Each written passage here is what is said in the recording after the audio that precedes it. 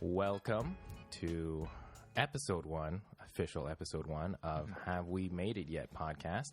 My name is Josh Yang. And I'm Lucas Singh. And at the top of our shows, we're going to do with the classic existential question. Lucas, have you made it yet? Absolutely not. But Josh, have you made it yet? No, I haven't. I wanted to think about it, and it didn't take very long. So yes, no, have not made it yet. For those of you who are just tuning in, I am an aspiring comedian. Just started about 6 months ago in the great city of Toronto.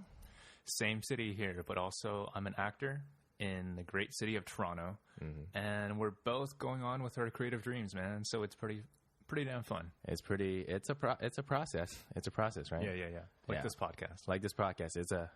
It's a process. As you can probably tell, it looks a little bit better than the first little bit of stuff. But you know what? Yeah. That's part of the process.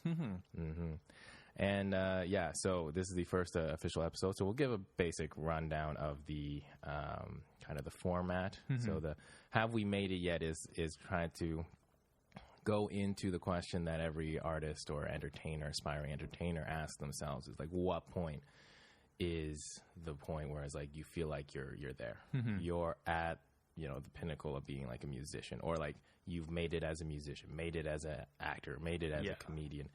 And since we're both very new into the process, how long have you been doing it again?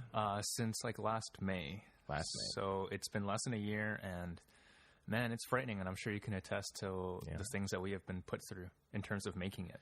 Yeah, and we're just at the tip of the iceberg, and we're just getting into it, and we thought it might be a good idea to do a podcast. For me, I always had that idea a little bit. It's like, starting to do comedy. A lot of comedians do podcasts in order to showcase themselves a bit more, try to develop an audience, a gathering.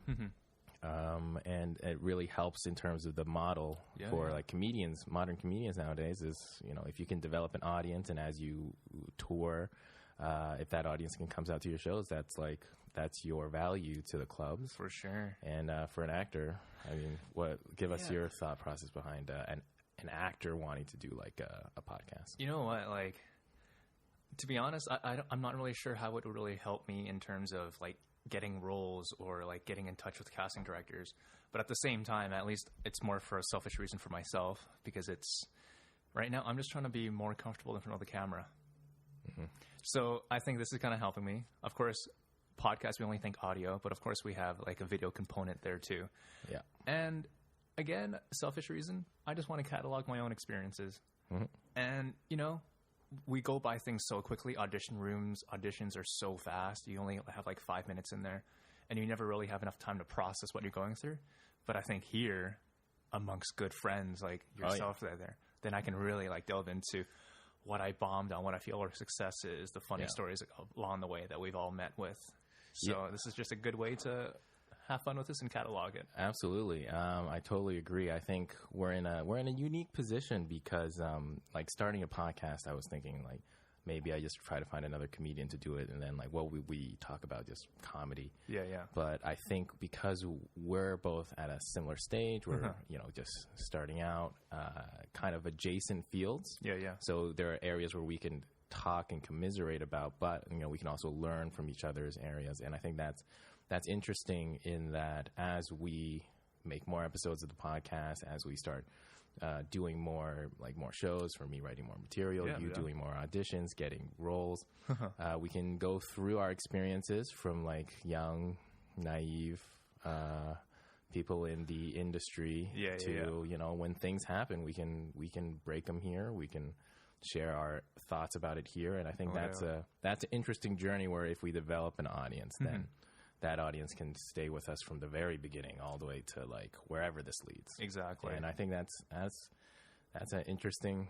I think it'll be an interesting thing to see, just year in, year out. And I think the funny thing is, every time when we do start this podcast at the beginning, we'll always ask each other. Josh and I will ask each other, "Have you made it yet?"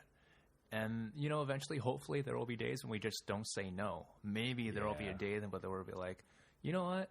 I'm not fully there yet, but I feel like I'm getting a lot closer. Yeah. And that's when we start building momentum and it'll start getting more and more and more fun as we go along. Yeah, and you know what? Pretty much, if anything, well, probably maybe not the end of the podcast, but I mean, that's like almost like the ultimate goal of the podcast is like to be able to ask each other and say, at least maybe one of us be able to say, have you made it yet? And just be like, yeah, I've made it.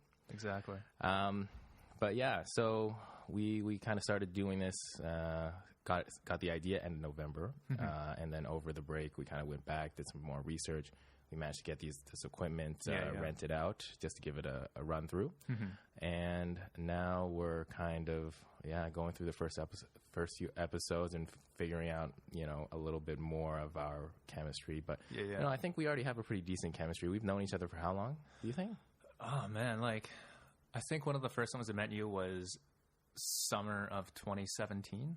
Summer 2017 or 16? It was summer 2016. 16. Definitely, because I remember... What was our anniversary date, Josh? Oh, well, I think it was end of August or something. Are you blushing already? What? No.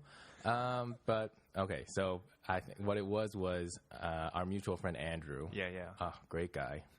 He's just jealous of us doing this without him. Yeah. But yeah, so Andrew I knew from SFU.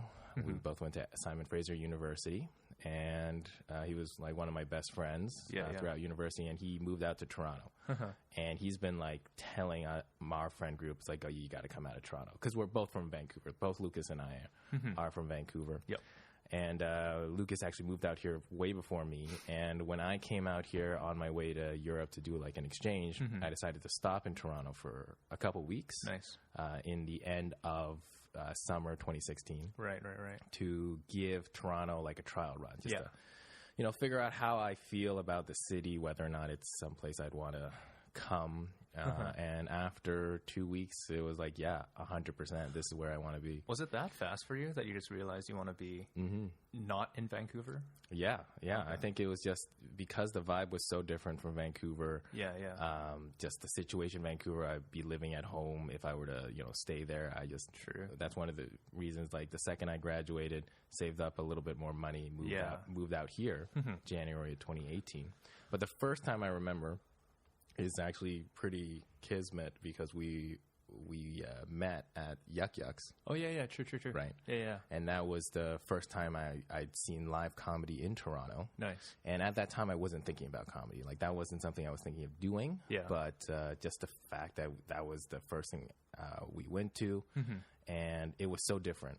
Like, I went to the Comedy Mix in Vancouver a few times beforehand, and there would be, like, maybe 4 or 5 comedians in total in that night. But then the night that we went, which was Nubian night, which was like an all black.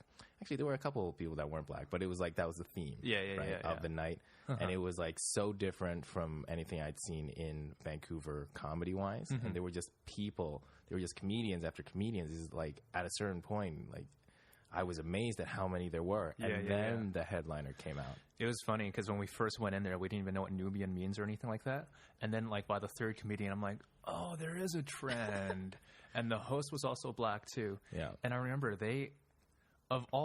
not only were the comedians black too, majority of them were black, but the whole crowd was black too. Yes. And so was it just us, or was Ryan also there too? No, I don't think Ryan, another mutual friend, my roommate from Vancouver, no, he wasn't there at the time. So they put, of course, the 3 Asians right smack middle front row. Yeah. And I'm sure they were already telling the comedians in the back, like, guys, if you guys need a target, like, those are the ones to go for. Because, I mean, we were pretty roasted by the end of the night. We were. At the end of the night, the comedian was like, oh, blah, blah, blah, blah, and, oh, these guys. Yeah. So, I mean, as an audience member, you should be able to take the hits. It's all fun. But, yeah, it was kind of funny. That was the first time we met, and, like, we sat in the front, got to know you, and it's like, that was, like, first time I heard, it's like, oh, yeah, you're from Vancouver. You came out here to get into the, I think, film industry here. Yeah. And then from there, it was like when I moved out here, in January, that's when we, caught up again. Yeah. And it was, since then, it's been great, Yeah. I mean, like, I remember one of the first impressions I got of you when I first met you. Man, like, you went into my apartment without me being there. Oh my, right. Yeah. And we were, you know, yes. for the Vancouver folks who are listening to this, they have something called the CNE here, which is kind of kind of similar to what the PNE is in Vancouver. Yeah. So I live with my girlfriend here, and we were going to the CNE together here. Yeah. And you needed a place to stop by before we took a streetcar to the CNE. I wasn't home for some reason yet, but my girlfriend was home. Yeah. And when I came through the door, I didn't realize you were already there. Yeah. And I was like, who the hell is this guy? And then you're like, oh, I'm one of Andrew's friends. I'm Josh and everything like that. But I just remember, like, man, how'd you get access to my apartment? Yeah. So can you actually refresh my mind how you got access to my apartment? Oh, I paid the doorman. Like, just slipped him a 20, just slipped him. And it was like, oh, okay, cool. Yeah, go right up. So your security's pretty lax. It's really easy to get into this place. But yeah, no, I think that actually might have been the first time in like 2 years or a year and a bit. Yeah. When like the last time like you actually saw me, and it was just sitting in your apartment, and I think it was your girlfriend and another friend who were here. Right. And like they didn't. That was the first time I met them too. So basically, there was a lot of trust going on from the very beginning to be like, okay, there's this Asian guy who's now in this apartment. That, apparently Andrew, we all mutually know, but he's just here, and it's like, cool, I was just chatting with them, and then like you came, and then we just chatting, catching up, and it's like, okay, so I'm not a serial killer, which is great. But yeah, I remember that was a rather odd way to be introduced to like some brand new people. No doubt, yeah, but no, that was also a good time, and I remember my first impression of you was just straight up one of the nicest guys. He's one of the nicest guys. I was like just so nice and welcoming. Like you never met me before on the Nubian night in Yuck Yucks, and he was like, oh, so like interested in what I had to say, and it meant a lot, and I just, you don't know how much. Okay, that's my acting. Is that nice? Okay. Clearly, we should stay in each other's lanes, or stay in our own lanes. But I just remember great guy, and since coming here back, you guys have like a bit of an Asian crew out here, so very welcoming. It was really great transition when I first came out to Toronto, and I honestly couldn't think of anybody else that I would want to do this. That I would want to do this podcast with, dude. Before we start like blowing too much smoke up our asses, thank you for also being in the creative arts too, because like I think we can talk about this in another episode too. But it's the classic kind of Asian upbringing to have a really kind of a standard job that people understand. It's like if you're in accounting, you account for things. Yes, that's what accountants. That's what accountants do. Yeah, when you're engineer, you engineer. Like people actually have like an archetype of what those occupations do. But it's like when you do a comedian, people only have like the very, very top of their craft people that they know. They don't know about the struggles. They don't know about the grind it takes to even be a D-class comedian. Yeah, D-class. Like, I don't even know if there are exact classes, but like D-class, I mean, it takes a long time. It takes a long time to get to even a place where you can make a living off of it. Yeah. And I think it's different between acting and comedy, because if it's something that I really want to do, like there's no money in it.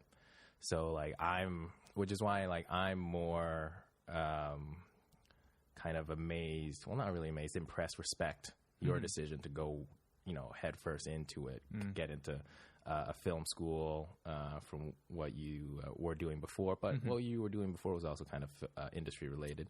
And then going into acting. Whereas me, I kind of got to just do it, while maintaining a 9 to 5. Until something happens. If something happens, then maybe I'll make a decision. But, for me, I just got to make a way to pay the rent, but also do this as kind of like a very strong hobby. Almost like a second life hobby. But so I mean, we've known each other for a few years now, and I think this is a good starting point Yeah. for our podcast. And then as we, get more into it and we can develop more experience, I think we'll be able to know more about each other, learn more things about each other's experiences, personalities. And then I think if that's not the main part of the podcast, eventually we'll know enough people kind of similar level at us, or even those who are further down the road to making it. And then we'll try to get some guests. No doubt. Come up and really get into, why they're also doing what they're doing, what they consider is making it. And I love it, man. Yeah. Should we cut down for a break? Yeah, we could do a break. Awesome. All right. Great. We'll be back with some of these fake sponsors because we don't have real sponsors. Yeah. All right. Bye-bye. All right. Here's a quick message from our fake sponsors. Beets by Doctor. Highly recommended little purple root vegetables that you put into your salad. Beets, a high source of antioxidants, and is good for your liver, apparently. May improve your stamina, decrease in heart disease. Beets by Doctor. Yeah, it's a fake ad, so it doesn't really matter. And we are back from our break. I hope you enjoyed those fake sponsors. Again, they are fake. Please do not sue us. They're all protected under parody laws. Parody laws is a real thing. Yeah, it's a freedom of speech thing. Oh, you're being serious. Yeah. Because, come on, freedom of speech, you can use, official brands or whatever as long as it's specifically parodying it under, an artistic form of expression, yada, yada. You're such a nerd. It's not official. I just know this kind of as how it goes in the States. I don't know what the Canadian version is. But, okay, yeah, so we're back. Hello, and so it's an exciting time, I think, right now because it's 2020. It's 2020 vision, the year of hindsight. Yeah. On the Zodiac, what year is it? It's Rat.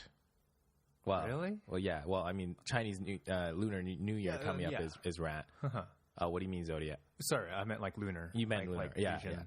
So it's interesting because it's a turning over of the cycle of the 12 animals. The rat is the first one.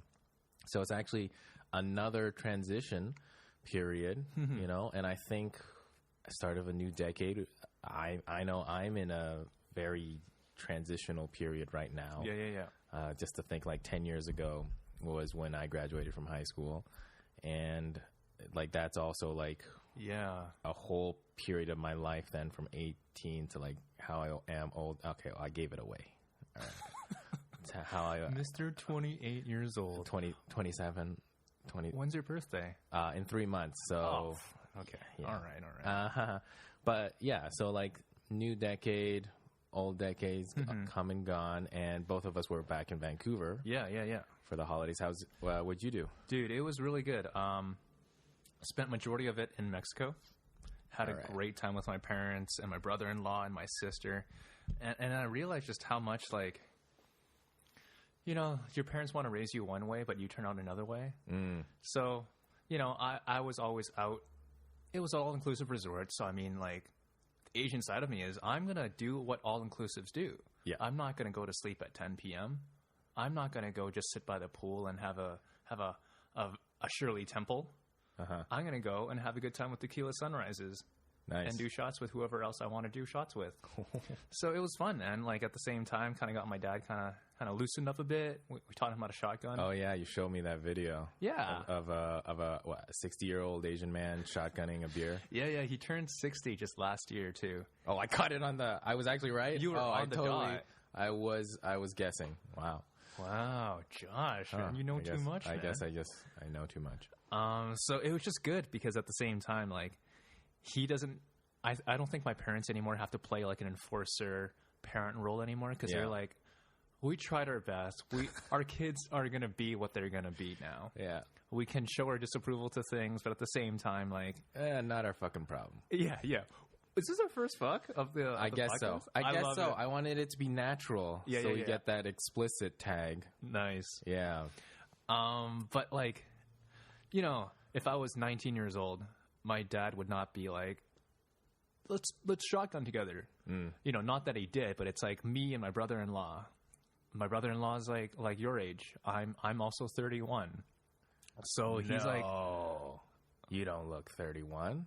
Sorry, I kind of said that almost like I was shocked, and yet I wasn't. It came out weird in my voice. I think I didn't decide if I wanted it to be like yeah, dude. sarcastic or not sarcastic. My acting teacher, you know what he would say to that? Yeah. You're not committed to it. No, I wasn't. Exactly. I was man. not. My voice, I think that's how my voice naturally is. It's like it's not committed to being high or committed to being like low and like full of personality. It's just kind of in the middle, low and monotonous, and just low and boring. And just, I wouldn't call you boring, but if I were to give you an acting cue, the worst decision you can make is not a decision, which is already a decision in itself.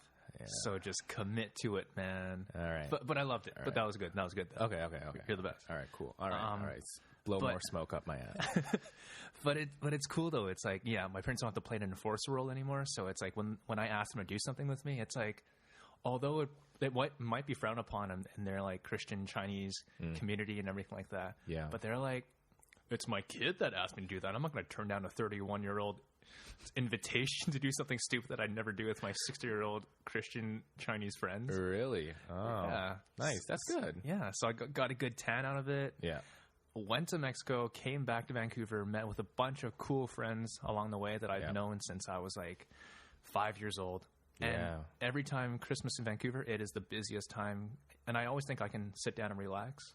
But no, you're always busy, as I'm sure you can attest to that for your holidays. Yeah, I went back for like 3 weeks, and it was a lot of catching up. Every time I go back, it's the one time that a lot of other friends from like high school are also back, because they're all off to like either Australia or like other parts of, you know, different places to do school, like med school, vet school. And this is the one time I'm able to actually be able to see some of them, no doubt, once in a year, and these are really good friends. Yeah. And it gets busy. Like I wasn't able to get to everybody. I'm pretty sure you probably didn't get to everybody. No, I didn't. And it sucks, because then you realize like, I don't know who's going to listen to this podcast, but like, but then you realize it's like, You try to push yourself and try to just keep up with so much energy and meeting different people, and you just can't combine everyone into one group. Yeah. But you realize at the same time, you're just one person, man.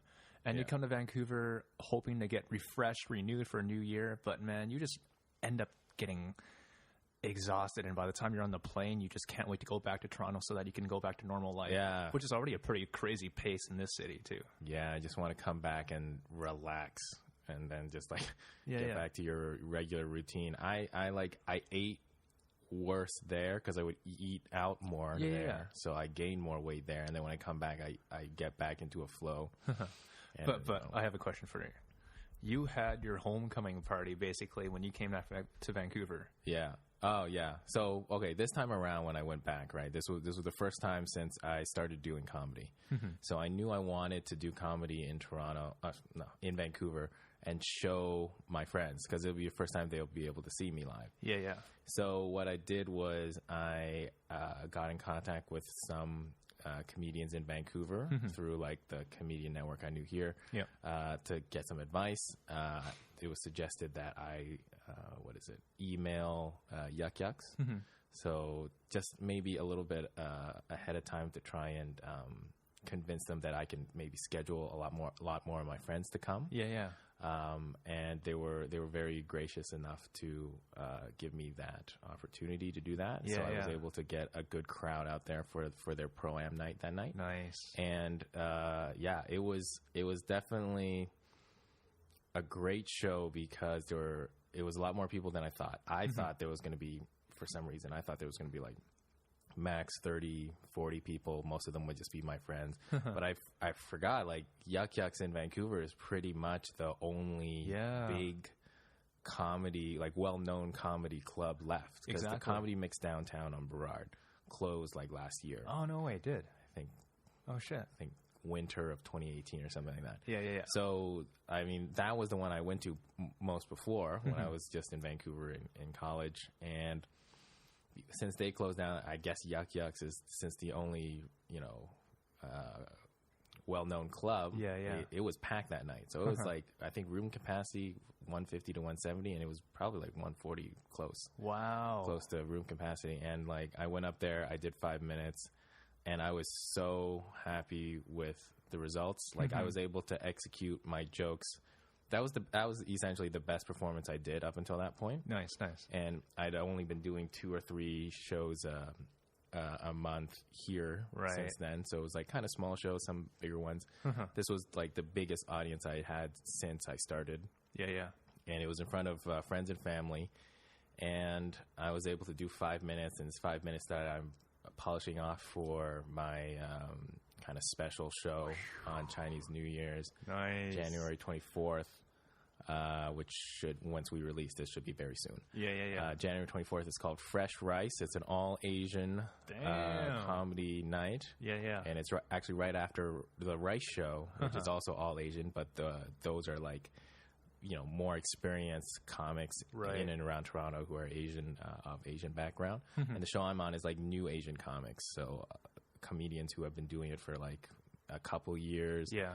And I felt very fortunate to be able to get on that show. Nice. So I was polishing off my 5 minutes, and I was able to really hit every joke that I did. Yeah. And it was great feedback. I was able to showcase the best show I could do in front of friends and family. Yeah.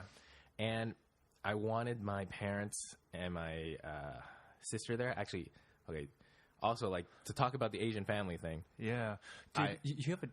Sorry if I ruined your set, but, like, you do have a dick joke in there? Like, you're comfortable with telling, like, dick jokes in front of your parents? Oh, no, but it's not actually a dick joke. It's just it's a joke that uses the term dick, but it's, like, not in like, a dick joke way. It's used in a different way. I won't say it here because I kind of I need people to come to see me live. Yeah. So... But I have minor sex jokes. So that was also, a thing where I thought, it's like, I wonder how my parents would react to that. And like, as you mentioned, Asian families is a little different now. I'm out of the house. I'm in a different city. Yeah. And I always had this thing where I was wondering, like, do I want to, do I want them to see it? Yeah. And I was like, at this age in my life, and like how my relationship with my parents are now, it's good. It's a good relationship, I think. It's decent, but it's like, I'm not home anymore, which, okay, to be fair, thank God I'm not home anymore. But like, because I'm, I don't see them as much, as like, this is a moment where I should share. Okay. So I had that kind of thing. Before, I just wanted my sister there because like, I would say I'm closer with my sister because we're not even same age. I'm like 9 years older than her. Wow. But we're like, the siblings and stuff, so we're a little closer. Yeah. But she couldn't go because she was 18, so she wouldn't even be able to go into the club. So at that point, it's kind of like, well, I'm doing this kind of big thing. Yeah. And I'm just imagining them maybe being uncomfortable because they've never been into a comedy club before. Really? And like, I'm just wondering how much like that Asian perspective, Chinese perspective, kind of traditional. Well, not even traditional, just like old school. Yeah. I wouldn't even say like they're necessarily traditional, but like old school. Yeah. Like first generation immigrants. So I was like, you know what? I've always kind of been unsure of whether or not I wanted to show some of the things that I do with my parents. But this one I felt like I needed to. I should. Right. Like if I don't share it, then I know it's a memory that like I'll look back on, like I wish that they had seen it. And they did saw it, and they loved seeing me perform. They thought I was the best, biased, unbiased, but whatever. But that's the thing, though. Like I remember when I used to work in my VFX job before, I would like try to explain to my parents like what I was doing and everything like that in terms of coordinating between the artists and the producers on the VFX show that we were working on. Right. One movie that I have my name on is actually the Han Solo movie. Yeah. And to be honest, I don't think they know what I do. Right. When I was at that job. But the fact that I told them, and they're like, okay, well, they tried to understand. Yeah. And to be honest, I might not be doing a good job of explaining, but on their own time, and they usually don't do this too often, but just them two, they went to watch the movie, and then they waited until like the very end of the credits, and they're like, oh, we saw your name, Lucas. I'm like, oh, hell yeah. Yeah. But it's just the whole thing. It's like, are you willing to share? And how much are you willing to share? Because right now in our creative pursuits, we're going to be getting like, we're forming our own identity. Right. In terms of how we are as an actor, how we are as a comedian. And there's going to be a lot of growing pains and a lot of weird identities we're going to take on when we first start out. Yeah. And how can we explain that to the people that really matter to us? Like, you know, our parents and close friends. Yep. Because they're going to see these kind of growing pains, and it's going to be these awkward years, these kind of brace, pimply years that we have. Yeah. Which are not manifested physically, but they'll be manifested in our creative pursuits. Right. And like, you know, I guess there is that kind of stereotype where Asian parents will not be as supportive of their kids doing things that they don't think is more stable. And like, I totally understand it. But I mean, to a certain degree, I can understand how that's like an Asian thing. But I think just in general, the arts, that's always an arts thing. Yeah. Like, no matter what you do, in the beginning, it will be the most unstable thing. And then depending on whether or not you actually make it. Yeah. Like, have we made it? That's that's the theme of the show. Yeah. Whether or not you actually make it, I think the parents will always worry. They'll always worry about whether or not you can, you know, have a stable life, you know, be able to look after yourself. Yeah. But I think that night they were happy to see me do it. Awesome. Afterwards, I think they were laughing at some of the jokes. It was funny that my mom was laughing at some of the jokes that I didn't think she'd be laughing at. Yeah. But do you think like she sees you more as an adult rather than a son? What is? I don't know. Every time I go back, man, she's always like, "Why can't you just find a job here? Why'd you have to go to Toronto?" It doesn't change, man. It's been 5 years here, and I get that question. We come all the way here from China, and it's like in Vancouver and whatever. It's like, why do you have to go there and stuff? So every time I go back, they always lay on. Sorry, not they. My dad is fine, or I think he's fine. He doesn't say anything about it. But like my mom is like always, you know, just always laying a little bit of that guilt. But no, I am like a heavy wall on that. I'm like, no, I'm not giving an inch. Yeah. I say every time, nope, not what I want to do. Dude, I can totally imagine you talking to your mom with that, because like you look like such a stoic person. Like cold, dead eyes, ice in the veins kind of look. Well, okay, I'm okay. I may be all right, very set in this thing. That doesn't mean I'm like a White Walker or like a robot, even though I sound like a robot, to be fair. But like for this thing, I know. I know that if I, it's not fair to her. It's like every time I go back, she'll say the same things. But I gotta be like, from the very beginning, this is what I want to do. Nothing you say will convince me. If I give you like a little bit of hope that it's gonna happen, then I'm just making you hope for it. I never thought of giving hope as a thing that's wrong, but now you kind of like made me reconsider, because I don't know, like sometimes the lies we tell ourselves to other people are some of the happiest things we can do for other people. I know. Okay.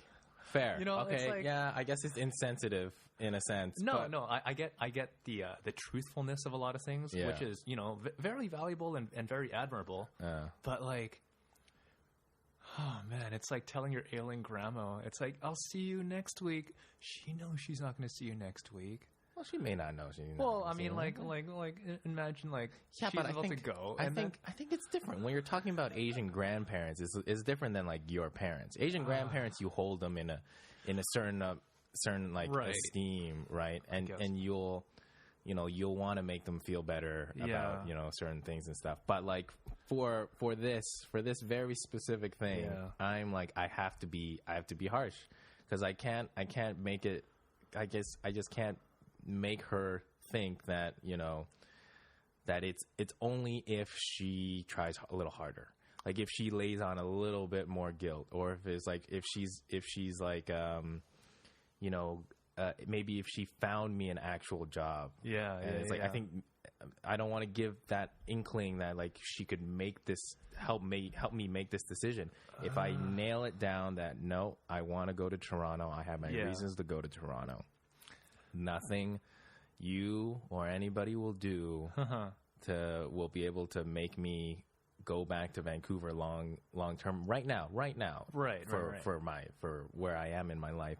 Like I just got to be straight up and like no, I don't want that Asian guilt, you know, that kind of Confucius filial piety Asian guilt that I think a lot of Asian millennials feel with their parents is like, nope, I'm not gonna succumb to that.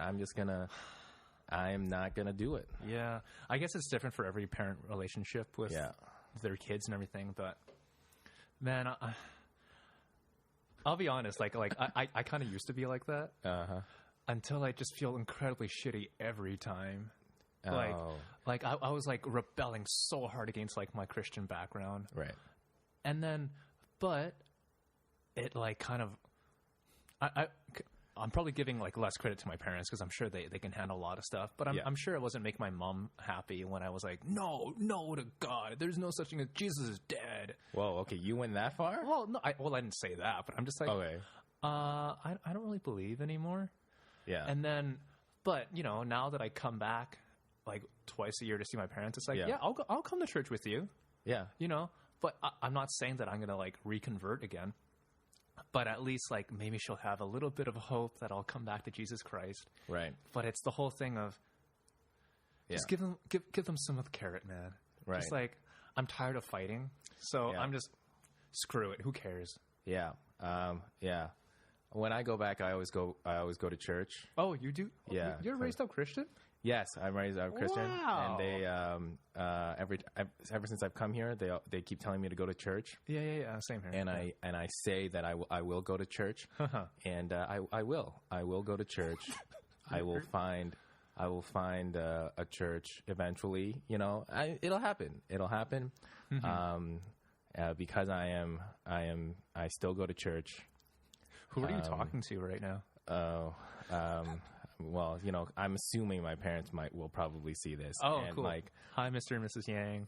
Oh God. So yeah, you know, I go to church when I go back. I think it's a good thing to do. Yeah. To make sure that I, you know, show some face and be like, yes, it's like, well, also there are people I know at church, at the church that we go to. So it's like, it's nice to catch up with them. And, I only ever went to church for the girls. Wow. But like, and that's another thing I realized. It's like, man, we are worlds apart, man. Like, right. Yeah. I don't even know if I should share that. Okay, maybe. It's up to you, man. So my grandmother tried to set me up with a Christian girl here in Toronto. Oh, no way. And she cute? I don't know because I never met her. But it's kind of like either way, I kind of just the method of it. I was not super down with. Right. So I was also kind of like, no, it's okay. You don't have to, you know, set me up with anybody out here because we're at that age. Yeah, I'm getting into that age now where they're starting to be like, oh, you should get married. Oh, 28. And whenever they say stuff like that, I take it to the next level. It's like, yes, next time I come back, I'll have a kid. Next time, that's what you want. That's your lie. Oh, no, wait. Are you saying that to your parents? Yeah. No, see, I'm saying it in like a way where it's like, oh, yeah, no, you're right. I'm going to come back with a wife. I'm going to come back with a kid, like that way. So it's not serious. Okay. I'm not being serious, but I'm like, I'm almost calling their bluff or their guilt-ishy thing is like, oh, you got to find it. It's like, yes, no, you're absolutely right. Yeah. I should. See, that's how I am with like Christianity and church and everything. Yeah. It's like, yes, I'll do it. Yes. But you know, you don't really follow up, but at least give them that nugget. That's what I'm saying. Yeah. Yeah. It's funny. Like, it's funny. There are certain things I will be hard on. But then there are things like that where it's like, oh, I just, you know what? Yes, I will. I will go to church. I will find a church here in Toronto. We'll find a good Christian girl. I will find a yes, mother. Oh man, this is not where I wanted this podcast to go. Did we want to talk about goals? Yeah, I guess so. year? We should switch to something else because Yeah. I'm starting to reveal more than I anticipated. Josh, this is what this podcast is about. Yeah, you know what? We touched on some good stuff. Great stuff. But yes, okay. So 2020, start of a new decade, a period of transition. Yeah. For me, just starting this comedy thing. You know, I don't know where it's gonna go. I mean, you know, Netflix special would be great, but obviously, you know, I'm only 6 months in. No expectation that that's actually going to happen.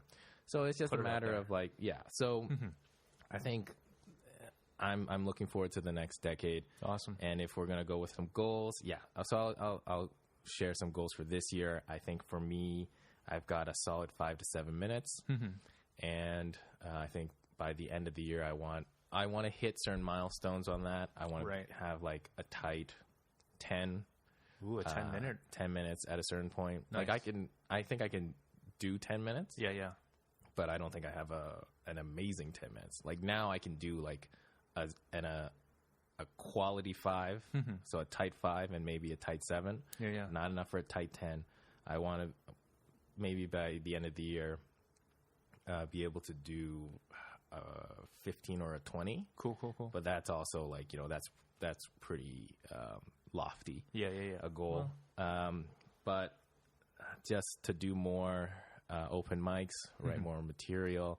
I signed up for this thing in Toronto called the Comedy Brawl. Nice. And it's basically kind of a citywide tournament challenge of like comedians, various levels. You get into it, you do a bunch of pre-round shows based on your material, based on audience votes. You can move on to the next round. And I want to take that challenge, see how far I can go. Cool. And then kind of, use that as a vehicle of challenging myself to do more comedy. Yeah. And maybe, I don't know, like because the Fresh Rice theater or studio show, which is going to be at the Glenn Gould CBC studio. Nice. Because that's going to be recorded. Yeah. It's going to be professionally shot and released as a YouTube kind of mini series, comedy series in May for the Asian Heritage Month that month. Maybe I can use that as a way of also trying to get more shows. Nice. I don't know, maybe submit it to a festival but that might be too early to do that. But you know what? Just for now, it's like try to get a good 15 to 20 by the end of the year. Yeah. And do the Comedy Brawl. Nice. Pretty much. And what about you for acting goals? Like, you know, what do you think you want to accomplish by the end of the year? Yeah. So one of the first things I do need to have is a demo reel. I need to make that. Right. But first of all, that comes with more footage. So I need more footage first. One of the things I have to do is to book more gigs so that I can get that footage too. Yeah. I know it's almost kind of unreasonable to like have a finite number of how many things I want to book, because at the end of the day, it's not really up to me. I can try my very best at the auditions. Yeah. But my goal is to book at least 6 projects. Okay. In this calendar year. Yeah. Majority of them, I'm hoping for a goal is to have more scripted with lines series or other films too. I've done some commercial work and everything like that, but most of the time it's silent on camera. Yeah. So you're just like reacting to things. Yeah. I see. Yeah. Yeah. It's like, oh, react to this slice of pizza. Yeah. Pretend like you're having a good beer. Yeah. So like the difference between like the scripted stuff and the silent on camera stuff is that with the scripted stuff, I can actually like build a character, have a backstory, and have real motivation going into my scenes. Right. Which is in total contrast to, hey, walking from point A to point B, carrying this beer, and saying hi to your friends. Okay. Like, so it'll feel more like you're actually getting somewhere. Yeah. Is that kind of, because like I know there's in terms of extras and kind of background work, it can get. I mean, it's good to do some work, but then, you know, there's also levels to that, right? Being not only just an extra, but like a scripted extra, and then going to actually having a part to being like a credited part. Are those like is that how you would describe the levels at this stage? Yeah. So like in extra work, there's of course the extras, and then you get the special skill extras, which actually, so they call them SSEs, special skill extras. Yeah, and they actually get paid like pretty good, like $36 an hour, depending on the skill that they have. Yeah, but like that's not principal work. Yeah, the principal work, you either get an actor role, a principal actor, and then you get like lead actor, which are like the 3 categories. Someone can correct me in the comments or something like that. Yeah, but one of the main things, of course, this year I want to get more and more into is scripted dramas for either an actor role or at least a principal role. Okay. That's the main thing. But yeah, I mean, that all comes with more training that I have to get. So, of course, more training and also building up a community of like-minded actors, too. That's one of my goals. Right. Because, again, we might have said this in the intro episode. Yeah. Creative endeavors, man. So long as they're a team building kind of thing, right. It is a really lonely thing when you're not on set or when you're not on stage. You know? Yeah, like I hear there's a lot of downtime. Yeah. And then like there are things you have to do in order to get more opportunities. I don't know. I guess I was interested to get your opinion on like for you, whether or not would you consider even doing theater? Oh man, that's the thing. Like, I'm really afraid of on-stage stuff. Right. Like, props to the people who can do it. Yeah. But for now, no. I think I want to stick with on-camera stuff. Okay. Because learning to act on camera is really different from acting on stage. Right. Yeah. Because like you can pretty much stop, redo a take, and then like it may take hours before you reset the next shot. Whereas in theater, like you got to know everything and be ready to go do it live day in, day out. Exactly. So if anything, I feel like it is so separate a preparation and environment that it's almost like a different style of art form, even though it's still within the realm of acting. I mean, you could even say like stand-up comedy is a form of acting and it's a form of theater. Art. Yeah, performance art. So I feel like there's different elements, a bit of elements of both of those. Yeah. And like, in the future, probably like if I get anywhere, then acting or getting TV spots or TV time is definitely going to be important. Yeah. So then for you, we got a little bit of our goals for the year. Yeah. You want to get your a reel done by the end of the year, some more acting spots, scripted spots. Yeah. For me, kind of like 15 to 20 minutes of good material. If I can do that by the end of the year, it'll be solid. And then do the comedy brawl. But okay, let's try, just because like, what the hell? Let's just go like, what's the pinnacle goal? Like just a almost unachievable goal, but it's like the goal you would be like, oh man, this would be amazing. Almost like, this would be the career I would like to do. Right. Yeah. Man, like, of course, I think for anybody that's becoming an actor, it's always like a lead actor in a series or in a TV show or a lead actor in a movie and everything. But like, I condensed this down when I was talking about my dreams and goals to my dad when we were driving up to Whistler one time. Oh, really? Okay. And I just told him, I'm like, hey, you know, like people have asked me this question. It's like, when do you think you've achieved something great? And I told them it's the day that I can take care of my parents and my in-laws, and by doing a craft that I absolutely love. Yeah. You know, if I could buy them a place one day, that'd be my dream. Yeah. You know, but I think that's when I know I've achieved something good, when I can pass whatever gifts I have on to the people who have taken care of me and to whatever future family I have, you know? I don't mean to make this sound so sentimental. I really didn't. So wholesome. No, but it's like... you're not ready to be chewed out by the industry. Oh. Yeah. No, but this is good. This is good. You know why it's good? Because it's like, oh, you're so wholesome. You have these lofty dreams. Yeah. And it's almost like, oh, just get ready. Just like a year in, like once you get a little bit somewhere, you're going to get screwed over. Yeah. You're going to be like, oh, you're going to have I don't want to say cynical, but it's like, it feels like you're setting yourself up to be like, I know. It's like the beginning of the movie. Yeah. And then towards the end of the movie, it's like, you've been fucked over so much. It's like, I can't. It's just like, oh, you're just like a curmudgeon. But isn't that the thing though? It's like almost like an abusive, toxic relationship. Yeah. It's like, I've continually dealt with that with like shitty employers and everything like that within the industry that I'm in. Before acting, like I was in marketing and creative development for script writing and all that stuff. Okay, yeah. Doing great work, but with like really shitty people. Oh, okay. But it was never about what I'm realizing more and more. And one of my goals for next year this year is to get a therapist. Because solid. I think I really do need to do that. Yeah. Because I'm realizing more and more, it was never about the other people. Right.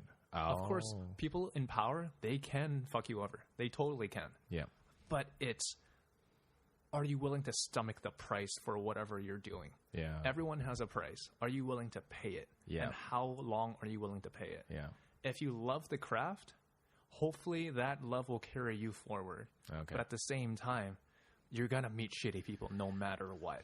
Yeah. How much are you willing to put up with it? And that's a question everyone has to answer for themselves. Yeah. And I think that's also really respectful to try to get into therapy, have a therapist. Because I think, obviously, I'm imagining when it comes to acting, being able to be in touch with your emotions, knowing why you feel the way you feel for whatever reason. I think it kind of makes sense that would help you in terms of getting to the emotional core of an acting job or whatever. And just more broadly, I think for anybody, because I get that maybe like having a therapist might be kind of like a bourgeoisie thing. Like no. Well, I think that's changing quite a bit now. No, for like sure. It's maybe before it's kind of like, well, obviously therapy is expensive, but I think maybe before it does seem like something that's out of reach for a lot of people, or there's a stigma to it. But I think the more people go into therapy, the better it is for them. Yeah, absolutely, man. You can't always just unload on your friends and your significant others because they're not licensed people. Yeah, you're right. And but I think the good thing is like because. And I actually wasn't expecting you to say that so wholesome. So be like, you know what, you just want to take care of your family, because that's not what I thought when I was thinking about this question. But it's like the good thing that you have that is that you can use that as like a North Star. Guide you as long as it can guide you towards that goal. And I think that's a respectable goal.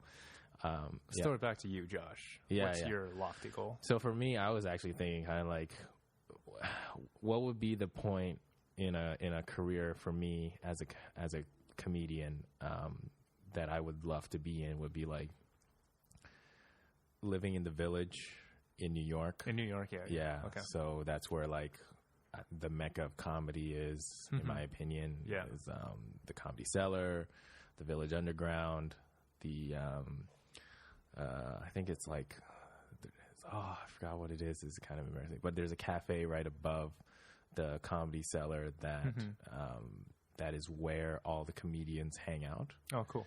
Before they go do their spots. Yeah. And it's like, that's just where you'll just have like Michael Che walk in. Nice. And last time I was in New York, I specifically went to that cafe because I knew that's where those comedians are. And it's like there's a back table at the back of the cafe that's only for comedians. Nice. And that's where like all the top comedians will go there, hang out. Yeah. And like nobody else in the place can sit there. Like that's dope. Basically that, and like some other tables in front, it's always the comedians. They're eating, hanging out, drinking, chilling, and then the rest of the restaurant is like you can go in and sit with like if you're a tourist or if somebody visiting, you can go sit there and eat there.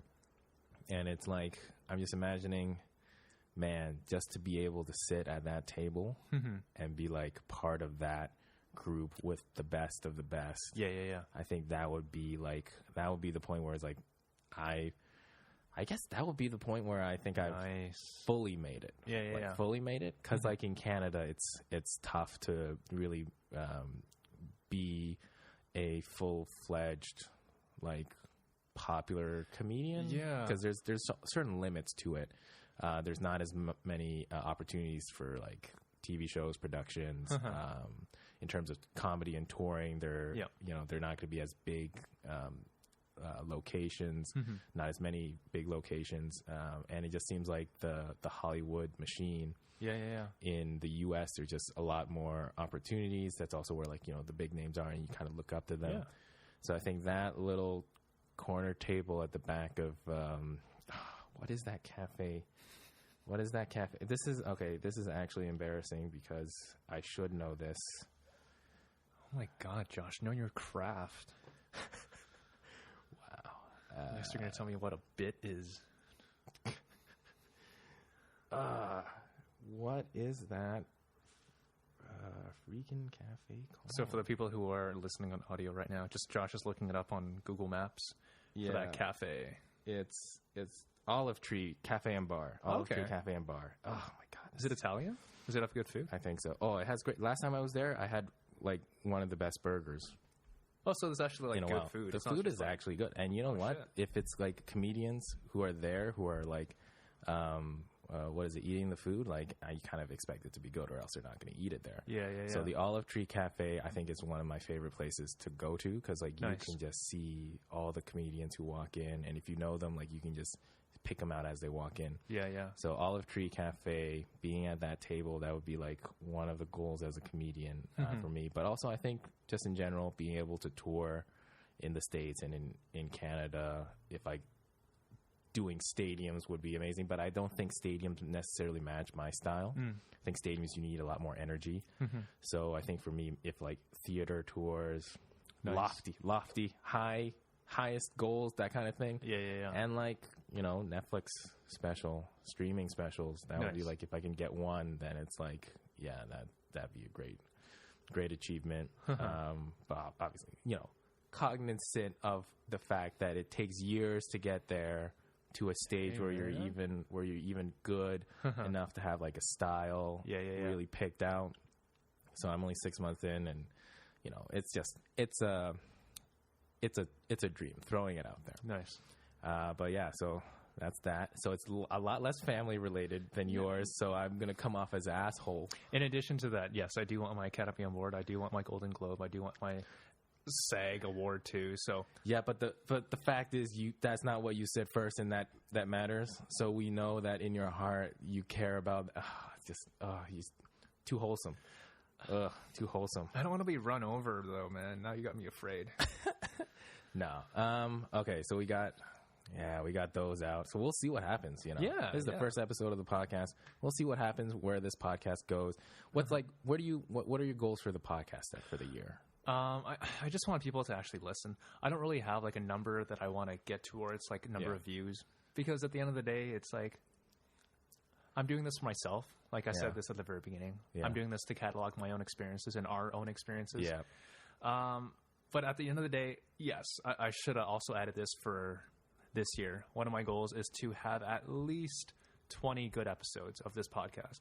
And it's a good recurring thing to actually, again, catalog our own experiences, but also have a good time doing it, because this is fun, man. Yeah. I never thought like my apartment would be a cool place to do a podcast. It just happened to work out pretty well. Like it's a clean space. You know, you had this table and everything, and it kind of worked out. Exactly. But also, yes, to also build on that. Yeah.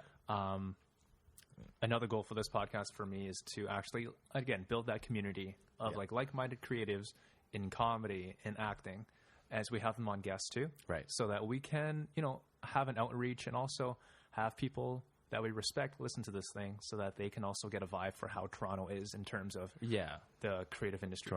Toronto scene. How about for you? You can kind of tell now how different we are in our thought process. Yeah. Because you were thinking, it's like, at first you were thinking, you know, experience, you know, what I want to attain from it. Personally, I was thinking, I thought more metrics. So I was actually thinking 500. I think 500 views average, you know, within the first month. Like if we track it out, blah blah blah. Okay. If we can increase, you know, our followings on our various social medias, which we set up a couple days ago. Yeah. I think for Instagram and for Twitter right now, it's Have We Made It Yet? HWMIY podcast. So it's HWMIY podcast. We'll get much more familiar with saying that. Yeah. On Instagram and Twitter. And then on the YouTube channel, we're also still building it, but it's basically Have We Made It Yet? Podcast. Right. This, this will be on that. So basically it's like, if we can maybe get, I think we can make 100 followers on those. Yeah, sure. At least minimum. Yeah. Maybe up to 5. Okay, like end of the year, 500. I'll set it up as like a 500 thing. Okay. If we can get it, if we can't get it, we'll be able to at least compare it to something we set out. Cool. So I guess I was much more metric and like analytics. I like it though, man. Okay. Yeah. So I mean, hey, that's also good because we have different perspectives very clearly on approaching a question. So we shouldn't be saying this. It's not interesting if we say the same thing. But yeah, I think that could be something we could do, and like we could, because we want to do it like weekly. I think we could definitely do 20 good ones for sure with guests. There's 52 weeks in a year. Yeah, 52 weeks in a year. So we can get it. Yeah, we can get I think 20 is good. I think we'll blow by that. But other than that, I think that feels good, right? Yeah, and it feels great. We set some expectations, set some goals, and now we'll just start this journey and see what happens. Fucking right, man. Yeah. All right. We good? Yeah, I think we are. Thanks for listening, guys. Have a good one. Bye-bye.